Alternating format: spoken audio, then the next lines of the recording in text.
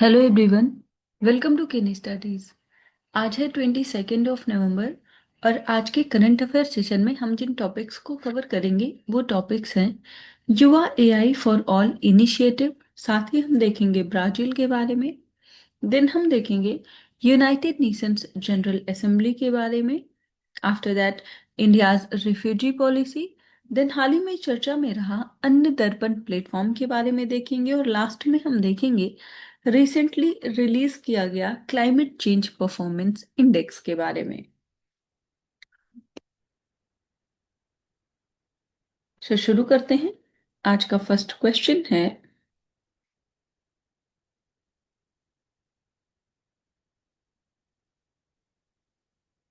with reference to the Yuva AI for all initiative consider the following statements. So यहाँ पर युवा AI for all जो पहल है उससे संबंधित कुछ कथन दिए गए हैं जिन पर आपको विचार करना है। फर्स्ट स्टेटमेंट है, it is a paid certification course introduced by the ministry of education for engineering students.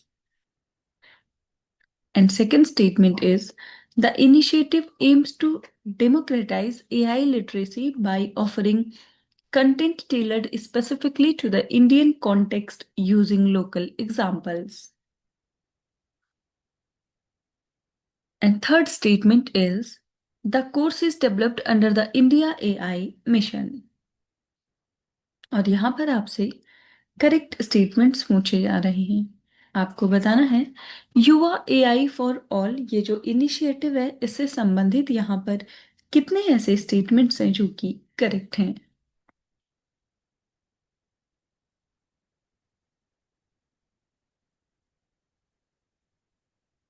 और इस क्वेश्चन में आपका करेक्ट ऑप्शन हो जाएगा ऑप्शन बी। सो यहाँ पर दो स्टेटमेंट्स करेक्ट हैं और वो हैं सेकंड और third statement. First statement incorrect है क्योंकि यहाँ पर पेड सर्टिफिकेशन कोर्स की बात की गई है, जबकि ये जो इनिशिएटिव है इसके तहत ये जो सर्टिफिकेशन प्रोग्राम है ये फ्री ऑफ कॉस्ट है। आप देख सकते हैं, the Yuva AI for all initiative is a strategic move to enhance digital literacy and the course is completely free, not paid. Furthermore, it is designed for a broad audience including students, professionals, and curious learners, not just engineering students. और इसको launch किया गया है ministry of electronics and information technology के द्वारा, न कि ministry of education के द्वारा। So the key feature of the program is its focus on democratizing AI literacy by using Indian examples to make the learning relatable and practical for all domestic population. So आपने देखा कि ये जो initiative है इसको ministry of electronics and information technology ने launch किया है under the India AI mission, highlighting the government's focus on creating a future ready workforce. So सरकार ने ये जो एआई है इसको जन जन तक पहुंचाने और डिजिटल सशक्तिकरण को बढ़ावा देने के लिए इस पहल की शुरुआत की है। और इस कोर्स में 1 करोड़ भारतीय नागरिकों को जो बुनियादी एआई कौशल है उसको सिखाने का लक्ष्य रखा गया है। आप ध्यान रखेंगे, ये सिर्फ इंजीनियरिंग स्टूडेंट्स के लिए नहीं है, ये स्कूली छात्रों, पेशेवरों और जो भी इच्छुक हो इसे सीखने के लिए सबके लिए है। सो ये जो युवा एआई फॉर ऑल इनिशिएटिव है ये 4.5 आवर का एक सेल्फ बेस्ड ऑनलाइन कोर्स है जो कि हमें एआई को आसान, प्रायोगिक और समझने योग्य बनाने के उद्देश्य से तैयार किया गया है। इसके साथ ही कुछ प्लेटफॉर्म्स हैं जहां पे ये फ्री ऑफ कॉस्ट अवेलेबल होगा। वो प्लेटफॉर्म्स हैं future skills prime, iGOT Karmayogi etcetera.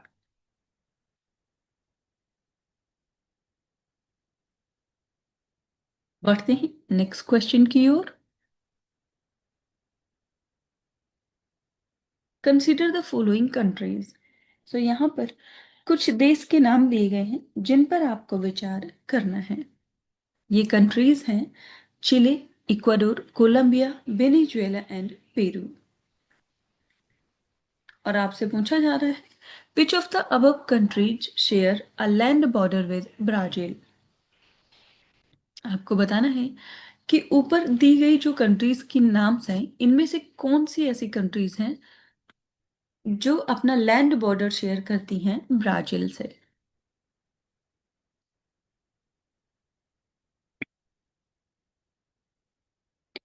और इस क्वेश्चन में आपका करेक्ट ऑप्शन हो जाएगा ऑप्शन डी। सो ये कंट्रीज हैं कोलंबिया, वेनेजुएला और पेरू।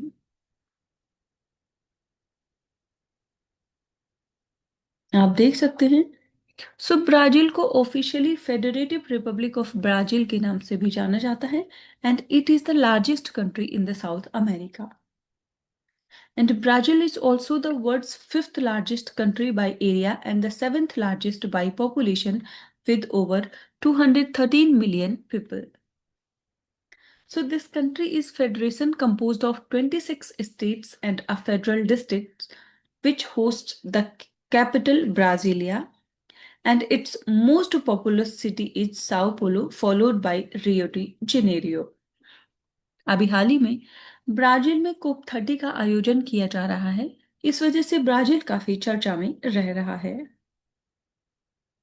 ब्राजील के बारे में और बात करें तो Brazil has the most Portuguese speakers in the world and is the only country in the Americas where Portuguese is an official language. So Brazil occupies nearly half of the land area of South America, approximately 47.7%, including a large area along its eastern coast and much of the continent's interior. सो ये जो country है Brazil, ये अपना border share करती है Uruguay से to the south, Argentina and Paraguay to the south west, Bolivia and Peru to the west, Colombia to the north west and Venezuela, Guyana, Suriname and French to the north.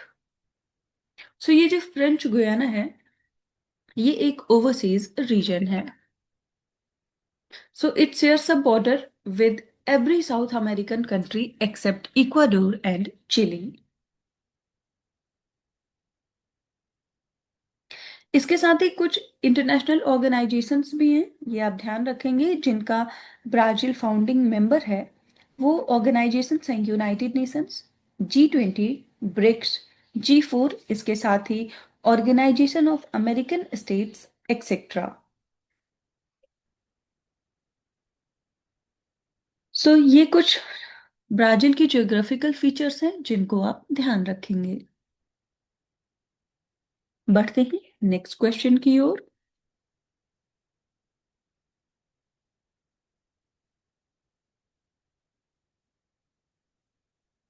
Consider the following statements regarding the United Nations General Assembly. सो यहाँ पर संयुक्त राष्ट्र महासभा से संबंधित कुछ कथन दिए गए हैं जिन पर आपको विचार करना है। फर्स्ट स्टेटमेंट है, each United Nations General Assembly member state has one vote regardless of its size or wealth. Second, General Assembly resolutions are legally binding on UN member states. And third, non-member states can obtain the status of the permanent observer in the United Nations General Assembly.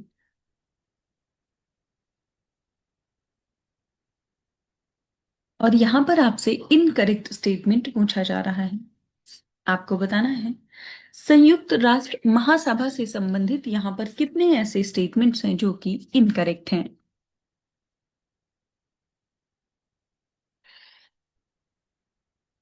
आप ध्यान रखेंगे, आपको incorrect statements बताने हैं।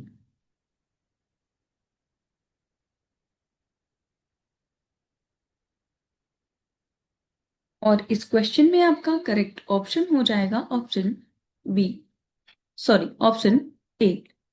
सो यहाँ पर केवल एक ही स्टेटमेंट इनकरेक्ट है, वो है सेकंड स्टेटमेंट, जबकि फर्स्ट और थर्ड स्टेटमेंट यहाँ पर करेक्ट है। सेकंड इनकरेक्ट है क्योंकि यहाँ पर लीगली बाइंडिंग की बात की गई है, जबकि ऐसा नहीं है। आप देख सकते हैं।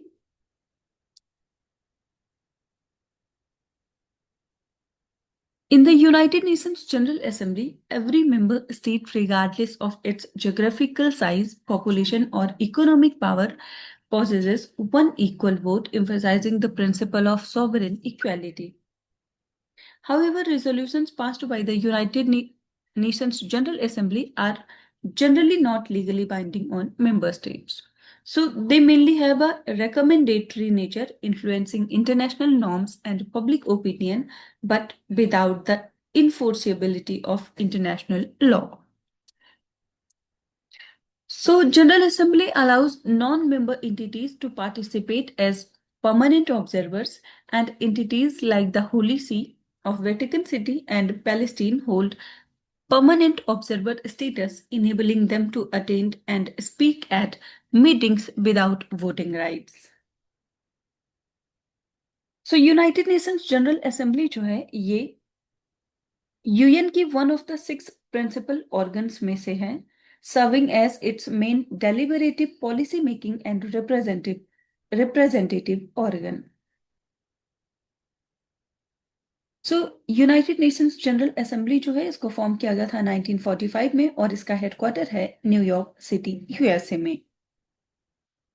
इसके साथ ही यूएन के जो अदर मेन ऑर्गन्स हैं, अगर हम उनकी बात करें तो वो ऑर्गन्स हैं, हमने अभी जनरल असेंबली के बारे में देखा, इसके अलावा है security council, economic and social council, then international court of justice, UN secretariat and trusteeship council.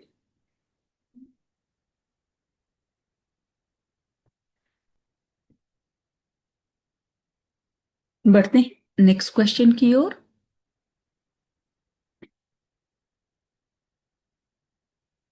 Consider the following statements regarding India's refugee policy. सो यहाँ पर भारत की जो शरणार्थी नीति है उससे संबंधित कुछ कथन दिए गए हैं जिन पर आपको विचार करना है। फर्स्ट स्टेटमेंट है, India is bound by the principles of non refoulement as part of customary international law.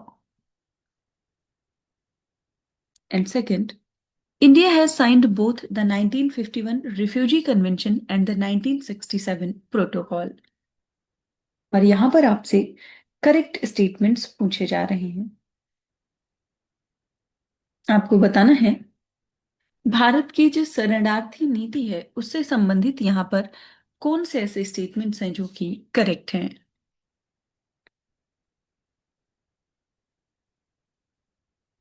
और इस क्वेश्चन में आपका करेक्ट ऑप्शन हो जाएगा ऑप्शन ए। सो यहाँ पर फर्स्ट स्टेटमेंट आपका करेक्ट है जबकि सेकंड इनकरेक्ट है, क्योंकि इंडिया ने ना ही 1951 का रिफ्यूजी कन्वेंशन साइन किया है और ना ही 1967 का प्रोटोकॉल। आप देख सकते हैं, so India's refugee policy operates largely through domestic constitutional and humanitarian principles rather than through international treaty obligations. So the principle of non-refoulement, which prohibits the return of refugees to places where they may face danger, is part of the customary international law and is considered binding even on countries like India that have not ratified specific refugee treaties. So आपने देखा कि India ने जो refugee convention 1951 है या जो 1967 का protocol है दोनों को ही साइन नहीं किया है, making it unique among major refugee hosting nations. So nevertheless, India has hosted large refugee populations over decades. सो भारत की जो शरणार्थी नीति है वो एक जटिल और अस्थायी व्यवस्था है क्योंकि इसके पास कोई विशिष्ट राष्ट्रीय शरणार्थी कानून नहीं है। और आपने देखा कि किसी भी सम्मेलन या जो एक कन्वेंशन है इन पे भारत ने हस्ताक्षर अभी तक नहीं किया है। इसके बजाय जो शरणार्थियों का प्रबंधन है वो मौजूदा आव्रजन कानूनों जैसे कि जो विदेशी अधिनियम 1946 है उसके तहत या उसके माध्यम से किया जाता है।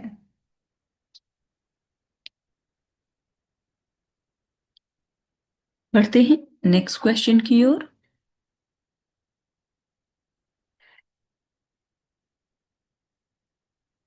अन्य Darpan platform has been introduced by which organization? यहां पर आपसे पूछा जा रहा है जो अन्य दर्पण प्लेटफॉर्म है हाल ही में चर्चा में रहा है, आपको बताना है कि ये किस संगठन के द्वारा शुरू किया गया है। आपके ऑप्शंस हैं national informatics centre, second ministry of electronics and information technology, third NITI Aayog या फिर फूड कॉरपोरेशन ऑफ इंडिया।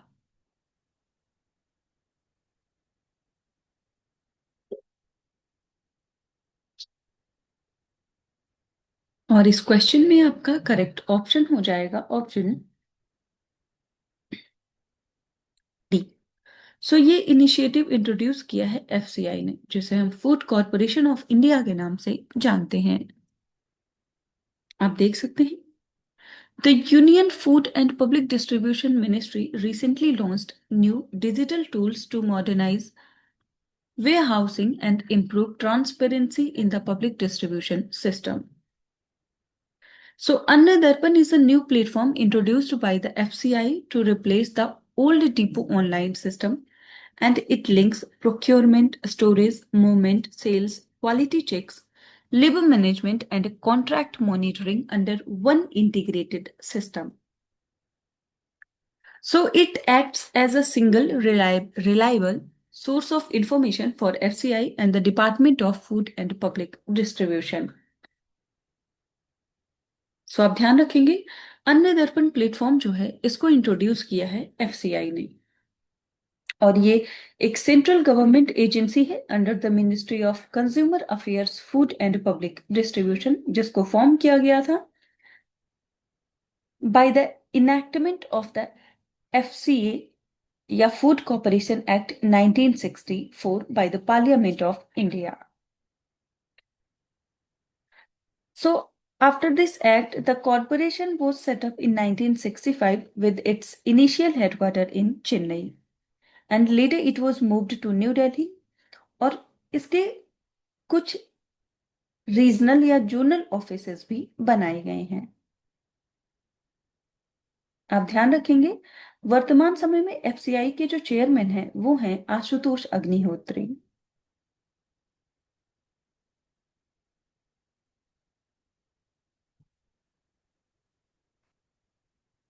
बढ़ते हैं नेक्स्ट क्वेश्चन की ओर। In the Climate Change Performance Index 2026, India fell from the 10th place to which rank due to the absence of a national coal exit plan and concerns over renewable energy implementation. So यहाँ पर आपसे पूछा जा रहा है जलवायु परिवर्तन प्रदर्शन सूचकांक 2026 में राष्ट्रीय कोयला निकास योजना की अनुपस्थिति और नवीकरणीय ऊर्जा कार्यान्वयन पर चिंताओं के कारण भारत 10वें स्थान से गिरकर किस रैंक पर आ गया है? आपके ऑप्शन है 15th, 19th, 23rd या फिर 28th।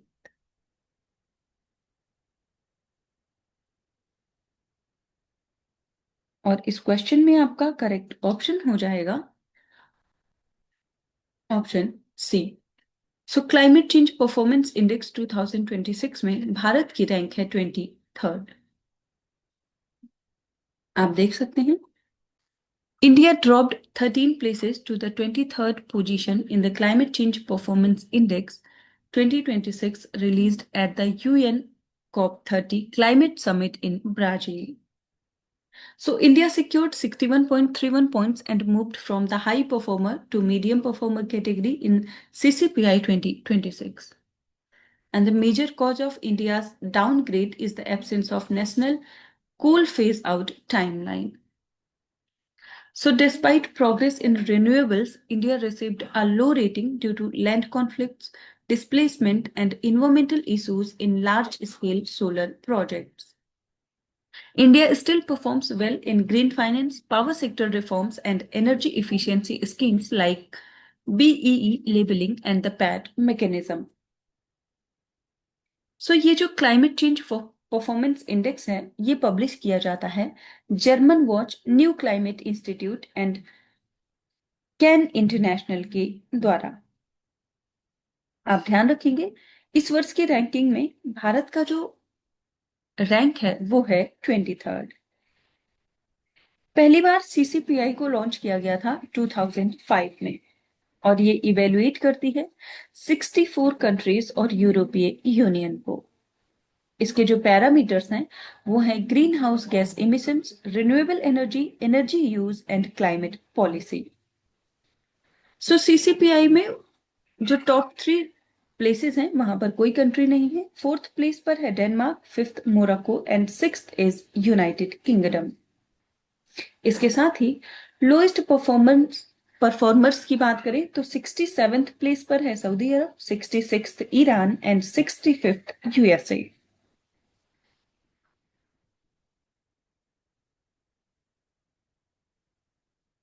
सो आज की करंट अफेयर सेशन में इतना ही। Thank you for watching. Do like, share and subscribe.